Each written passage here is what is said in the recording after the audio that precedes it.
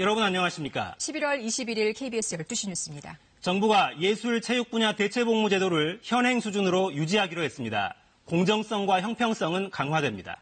방탄소년단처럼 국위 선양에 기여한 대중예술인이라도 대체복무는 허용하지 않기로 했습니다. 첫 소식 한승현 기자가 보도합니다.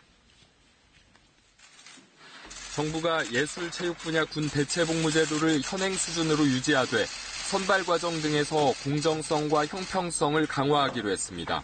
정부는 오늘 국정현안 점검 조정회의를 열고 이런 내용을 골자로 한 병역 대체복무제도 개선 계획을 심의 확정했습니다.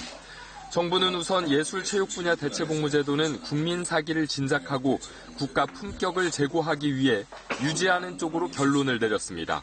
대체복무 요원으로 편입되는 인원수가 많지 않아 병역 자원 확보 효과가 크지 않다는 점도 감안했다고 정부는 설명했습니다.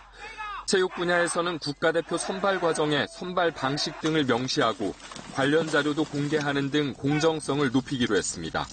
단체 종목의 경우 실제 경기에 투입되지 않더라도 메달을 따면 편입 자격을 부여하기로 했습니다.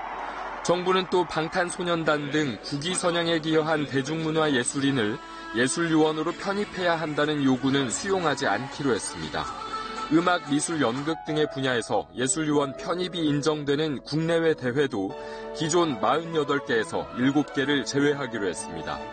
정부는 이와 함께 석사 전문 연구 요원을 현재 1,500명에서 300명 줄이는 등 대체복무 인력을 20%가량 줄이겠다고 밝혔습니다. 이낙연 국무총리도 2022년부터 병역 자원이 부족해지는 만큼 안보를 위해서는 대체복무 인력 감축이 불가피하다고 말했습니다. KBS 뉴스 한승현입니다.